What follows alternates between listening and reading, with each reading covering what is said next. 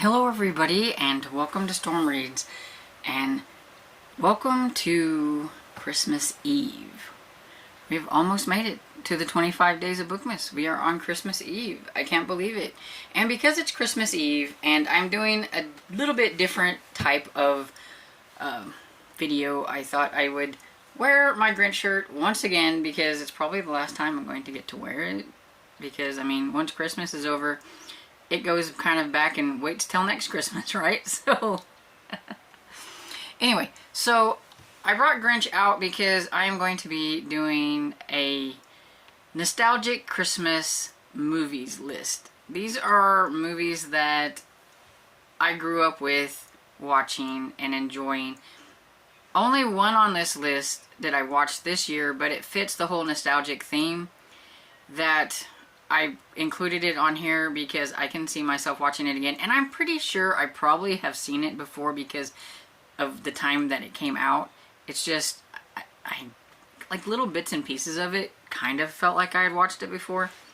But I'll tell you about that one whenever we get to it. These are in no particular order. These are just some movies that I remember watching whenever I was younger. And it made me go on a hunt on all the apps that I have to try to watch as many of these as I could over again. Some of them I can't find because they're not on a free app that I have or anything like that, or one that I'm subscribed to. I can only subscribe to so many and everything. So, but yeah, I did have a lot of fun watching the ones that I have watched, and there are some that I will probably still try to watch because I still have time. But anyway, so the first one reminds me of how Christmas romance movies have not changed a whole lot from the 1990s, even the 1980s, because I do think I have one on here from the 80s and everything. They haven't changed a whole lot. Like, I think that's why, you know, most people that watch Christmas romances and everything, I think that's why they like them. They're comforting. You know what you're getting. At the end of the movie, you know what's going to happen. It doesn't matter if it's the same thing over and over again, you watch them anyway. And I mean, that's probably why I still watch Hallmark movies and the Great American channel too. I watch the Christmas movies, the Lifetime ones, you watch them, the Lifetime ones. Any kind of them, you watch them. If you like watching Christmas romances anyway. But anyway, this one, it's a very generic title. A Christmas Romance. So, A Christmas Romance is from 1994. And so I would have been barely a teenager, but I would have still been a teenager when this one came out. Let's just not go there, okay? Anyway, but it stars Olivia Newton-John and Gregory Harrison. Gregory Harrison is one of my favorites. I just love him. He's been a favorite for a long time, and I still like to watch him, and it's just boggles the mind how now whenever I watch him on Hallmark movies, he's playing the dad to all these. Here he was the leading man, and now he's playing the dad. But A Christmas Romance is about a young widowed mother with financial problems, and she is living up in the mountains. Her husband had passed away, I think a year or so ago, and they're just having a really hard time. She's got 3 kids.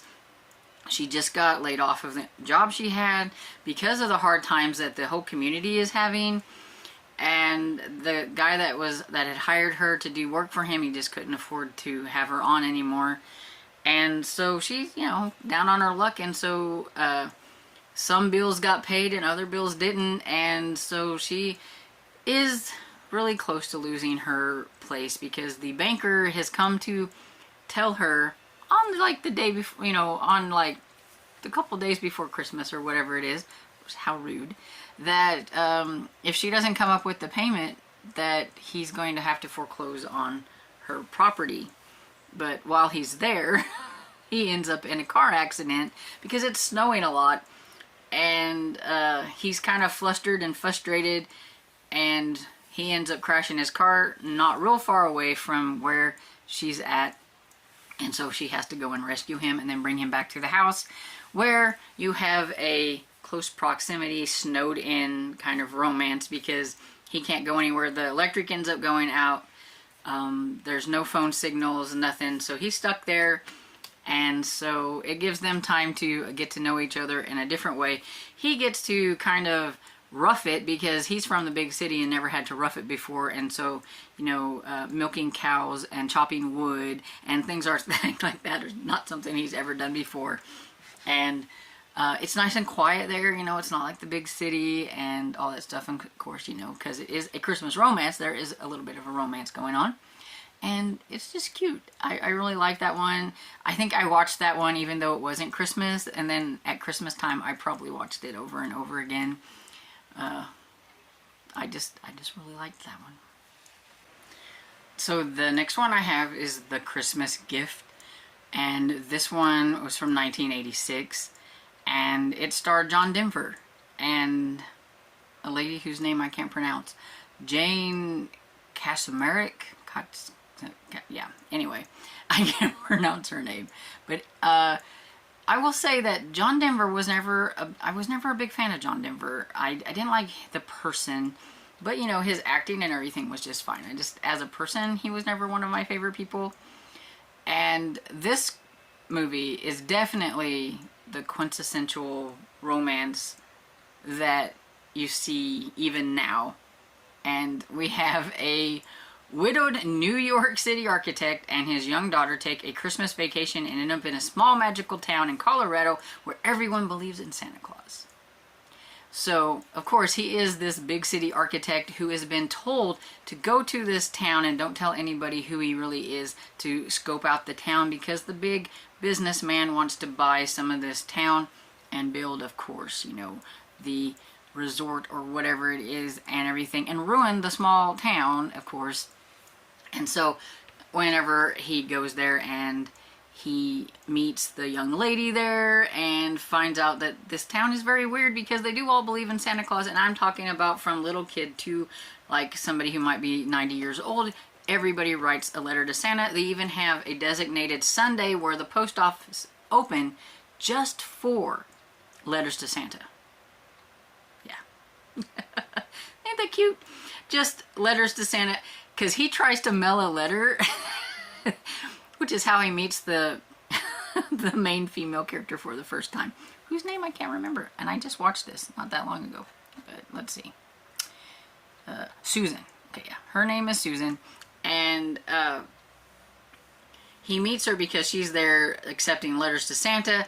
And he's like, "You're open. I want to mail this letter." And she's like, "Well, you'll have to come back on Monday because we're not dealing with those kind of letters right now." And it's kind of like, but you're a business and you're a post office and you're open and you mailing letters. He didn't get it. He couldn't grasp it that she was not going to take that letter, and she was getting very agitated at him. And everybody behind him wanted him to leave so they can give their letters to Santa. And it's just a fun, cute, kind of whimsical, like Christmas romance. And I've always just really liked that one. It had been a long time since I'd seen that one, and I was so glad that I found it. I found it on Tubi, I think. Yeah. So I found it on Tubi, and it was just fun watching it all over again. Yes, it was viewing it whenever I'm older opposed to whenever I was younger. You know, it is a lot different, but at the same time, it just gave me all the feels because I remember watching that all the time whenever I was, you know, younger person in like my teens and 20s and things like that.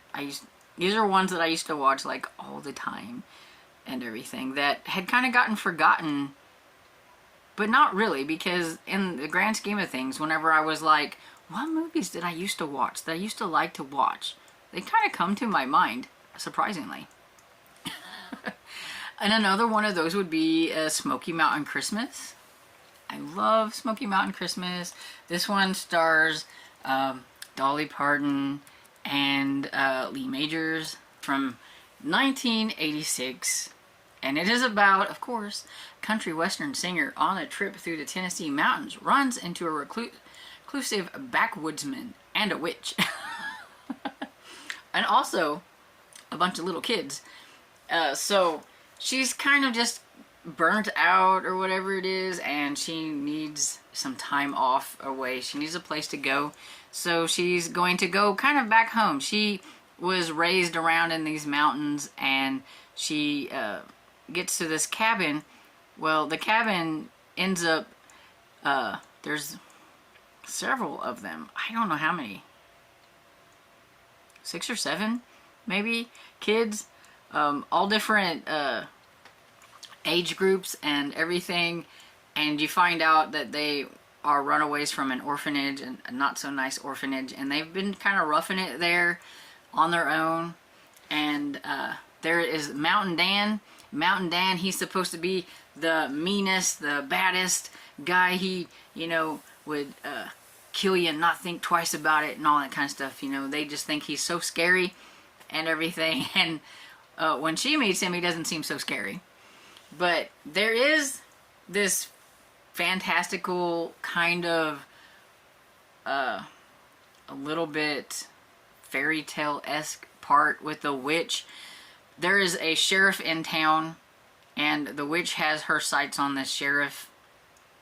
And the sheriff talked to the Dolly Parton character, which I can't remember her name, Lorna Davis, talks to her character, and she didn't like that, and he talked to her twice and makes her mad, so she's gonna get rid of this Lorna Davis, you know, get her, bakes her like a pie that's supposed to have a sleeping potion in it. See where I'm going with, like, the fantastical kind of fairy tale kind of thing. But all that aside, it's a really cute story about a lady who really falls for this rugged bunch of kids and trying to, you know, help them, and meets this really nice backwoodsman who actually was a lawyer at one point in time. And so yeah, so I love that one. That one I think I've watched a couple of years ago, but the only place I could find that one was on YouTube, and the video quality wasn't great, but I could still watch it. What would be Christmas time without White Christmas, right? This one is my oldest one on here from 1954. And I absolutely love Bing Crosby. He's like one of my favorite actors from the bygone era. And the funny thing with him is, like, my favorite movie of his is a holiday movie. And it's where he sang White Christmas for the very first time. But that movie's called Holiday Inn. But that one spans like all the holidays, not just Christmas. So I picked this one out because this one is the one that I watched the most of. And I rewatch and everything. But Holiday Inn is actually the movie that got me to actually watch black and white movies. Because before that, I would never watch them. So it always has like that little special spot. But White Christmas is just, it's just fun. It's entertaining. It's got Bing Crosby and Danny Kaye. You know, I mean, you put those two together and they're quite a comical duo. And so yeah, it's a lot of fun. It's a successful song and dance team become romantically involved with Sister Act and team up to save a failing Vermont inn in their former commanding general. And so yeah, this is a lot of fun. I haven't watched that one yet, but I usually save that for either watching it like tonight, probably Christmas Eve, or I watch it on Christmas Day. It's just been my tradition, my own little tradition for myself. Prop myself up in my bed and watch White Christmas. And so yeah, I can't wait to watch that one. It's always on Netflix. So as long as Netflix don't let me down, I can watch it every year. I really should probably just buy a DVD, but I haven't. But yeah, I just love Bing Crosby, and I'm pretty sure everybody has probably watched White Christmas at least at one point in time. So the next one I have that is probably my last of like the ones that have a romance in them would be Miracle on 34th Street. Now I know everybody probably has their favorite Miracle on 34th Street. There have been many. And I've pretty much, I think, watched probably all of them, or at least the ones that I can. And I've enjoyed all of them, from the black and white and everything. But the 1994 version is my version, because that's the first version I ever watched. And it's the one that I really enjoy and like to watch over and over again. I am a huge fan of Dylan McDermott. And I like Elizabeth Perkins and Richard Attenborough as Kris Kringle. I mean, come on. You just can't get better than that to me. And Mara Wilson, who played Susan Walker, who was the young girl in that story, she just does such a great job of being the girl that doesn't believe in Santa Claus. And so, in case you've never watched A Miracle on 34th Street, it's about a lawyer and a little girl who must prove that a man claiming to be Santa Claus is the real thing. And you've got the Macy's Day Parade. Her mother runs that. The little girl's mother runs that. They don't believe in Santa Claus. Her mother is kind of a realist and just told her from a young age that there is no such thing, buys her whatever she wants, and all that stuff. And then you've got Santa Claus, who comes in and sees the Santa Claus that's supposed to be in the Macy's parade, and he's drunk and he's acting horrible, and Kris is appalled by this because that is not what Santa Claus is supposed to be. And anyway, things happen, and Santa Claus ends up being Santa Claus in the Macy's Day Parade, and he gets to be the Santa Claus throughout the thing. But there's a big company that is rivals to the company here, the Macy's or whatever, and he wants to get rid of that Santa Claus, and so they do something to make it to where Santa Claus gets put in jail, and he gets a bad name, gets a bad rap. So the lawyer has to try to figure out how to make the judge believe that that man is Santa Claus, whether or not he really believes that he is Santa Claus. He's got to, make everybody believe that he is Santa Claus. And yeah, it's one of my favorites. And of course you got the romance between the lawyer and the young girl's mother. I'll spit the word out. So the rest of the movies aren't necessarily romances or anything like that. These are just fun Christmas movies that tug at your heartstrings in one way or another. I feel like they don't make a lot of these type of movies anymore. It's always the Christmas romances that you see the most of. You don't really see a lot of other kinds of Christmas movies. You can have a Christmas movie without it always being a romance, and you just don't really, at least I don't ever see that many. And so this one is The Angel of Pennsylvania Avenue, and it was from 1996, and it starred Robert Urich, and Diana Scarwig, and Tegan Moss.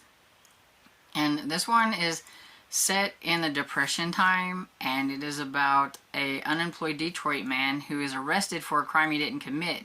His 3 children are determined to get him out of jail in time for Christmas, and they decide to enlist the help of the most powerful man in the world, President Hoover. And so, their father is arrested because he has to go from Detroit to another town to try to find work because it is during the Depression era. And he's having a hard time, and he doesn't want to leave his family, but he has to, and it's close to Christmas. And yeah, he does get, he gets in trouble, he gets put in jail for a crime he didn't do, and the kids want him to get home. So the oldest girl, Bernice, decides that she's going to hitchhike across from Detroit to Washington, D.C. because she has heard that the president is the most powerful man and that he can do just about anything. And so she thinks that if she talks to the president, he will find a way to get her father out of jail and back home for Christmas. So her and her 2 siblings, she wasn't going to take them, but of course, it's the whole if you don't let me go, I'm going to tattle type thing. And so she has to bring them along with her, and they all go. And along the way, they meet some very interesting characters, some very scary characters, but for the time period, I would say it's pretty in sync with how people were helping somebody get to one place to another. But I think it's a little strange that maybe that they would pick up these 3 kids and just take them on their merry way wherever they're needing to go without being like, well, where's your parents? But I don't know, maybe it happened a little bit more back then than nowadays and everything. But yeah, they met a lot of interesting people that would help them. And Annie, the mother is worried sick and she is trying to find her kids, so she takes out after them trying to find them, and she ends up being helped by this one man who drives her pretty much everywhere, and she meets some interesting people too. And yeah, so it's all about trying to get to the president and see if the president can help them out and get their father home for Christmas. And yeah, it's a lot of fun. It's very heartfelt. You know, yeah, it's definitely a different type of Christmas movie, and so I really enjoyed it. It's more of a drama, but it was good. So the next one I have on my list is One Magic Christmas. It came out in 1985. This one stars Mary Steenburgen and Harry Dean Stanton. And I love Harry Dean Stanton. He was always one of my favorite actors and everything. And he plays the angel Gideon, I think is his name. I just watched this the other day too. And he plays the angel who has been sent to show the mother the true meaning of Christmas. She's very aggravated that she works this dead-end job at like a convenience, or a grocery store. She's not making a lot of money. It's super busy. People are always so mean. You know how people can be. There's this one character, and she meets him there, but then, and she doesn't like him because of how he treats her there. She meets him again in a different segment, and though that character comes into play about some of the things that happens, and kind of gives her a chance to do things over and treat people a little bit more nicer and kind of look at things in a different way.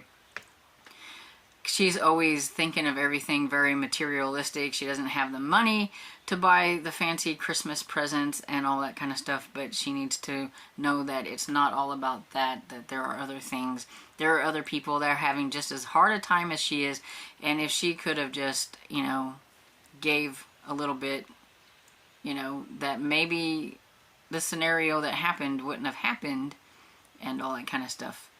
And trying to talk about it without saying too much in case somebody wants to watch it, because I really like it.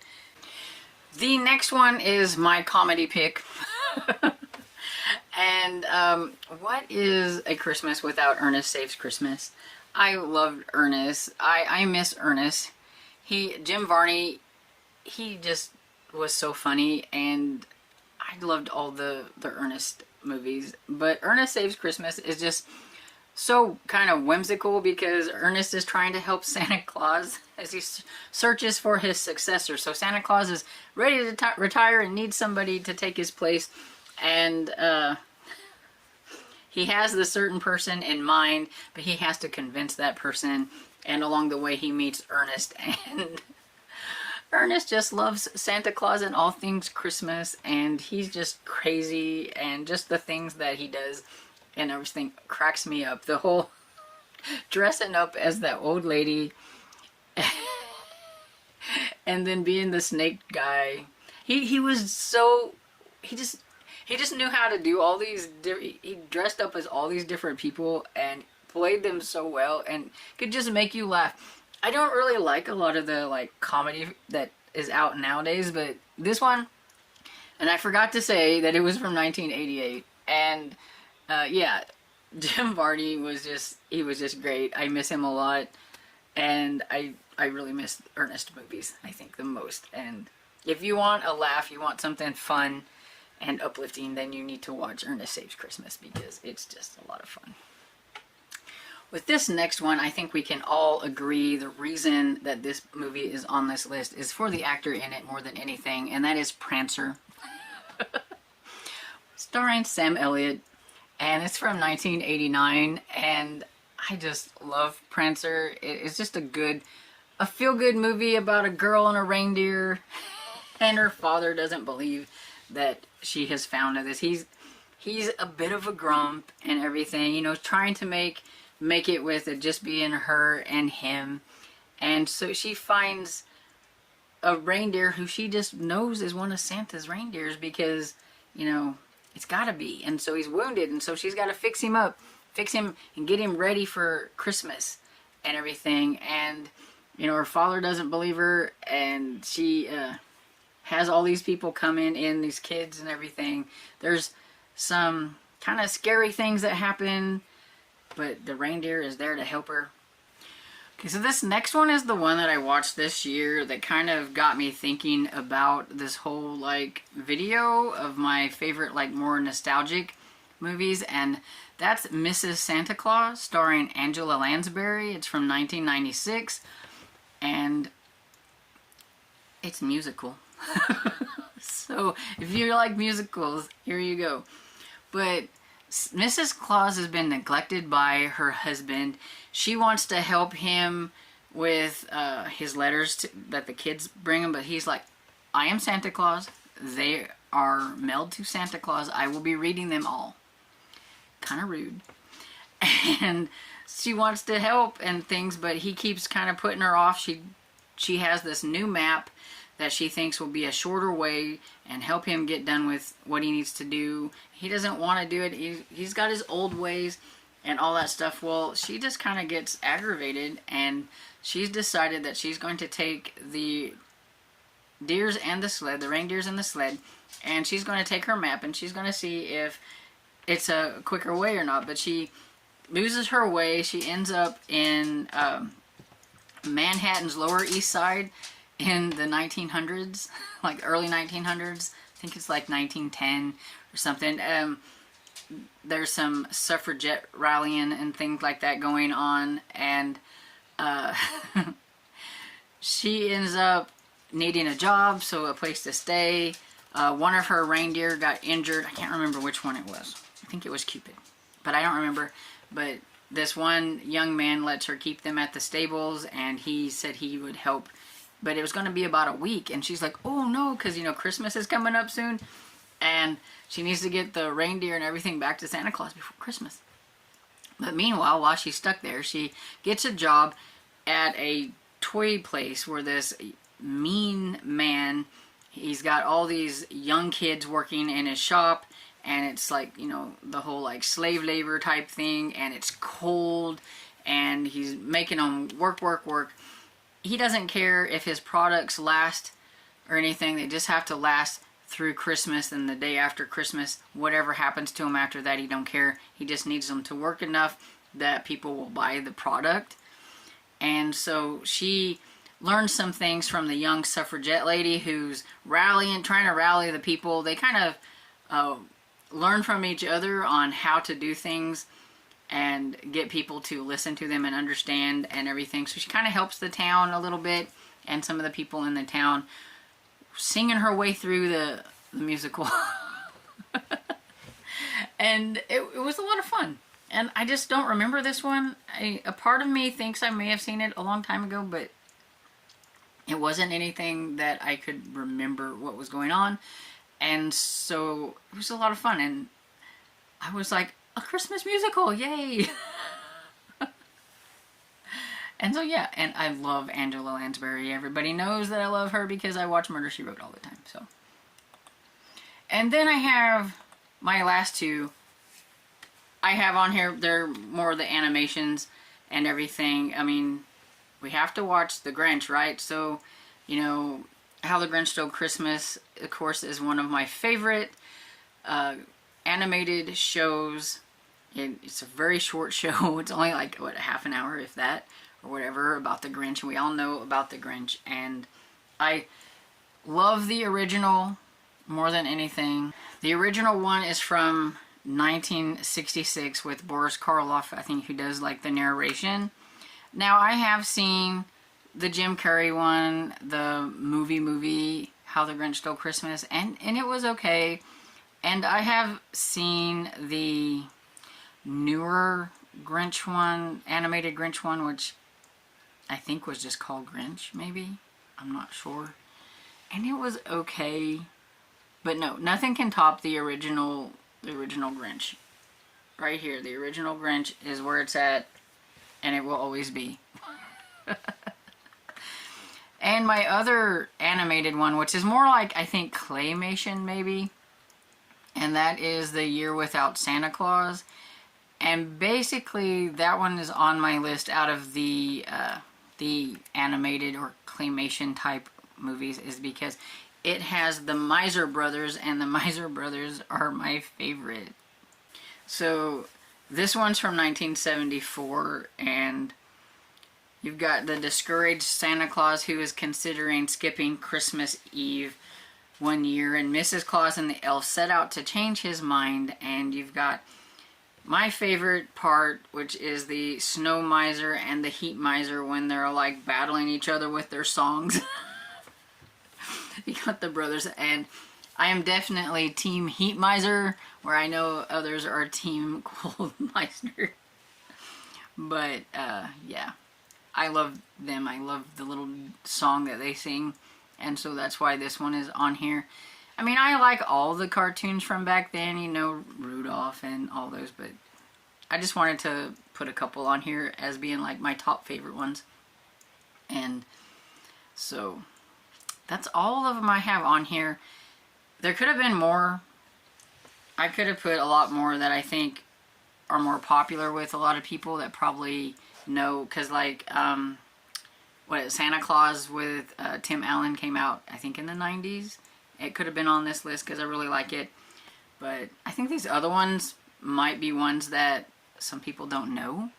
And I just wanted to put out my nostalgic feels for Christmas, trying to get myself into the Christmas spirit, because yeah, I'm a bit of a Grinch. I'm trying to make my heart grow 3 sizes or whatever, but most of the time it doesn't work, but I try. And so I would like to know, what are your favorite nostalgic Christmas movies? Depending on how old you are, your nostalgic movies are going to be different than mine and stuff, but I would like to know, what are some of your favorites, some that are your go-tos that you like to watch every year. Let me know down in the comments, and if they're different than mine, I might have to put them on a piece of paper and keep it for next year, and maybe I can watch some of them next year because I don't have time this year. But anyway, I hope you enjoyed this video, and if you did, please give it a thumbs up and subscribe, and I will see you all in the next video. Bye.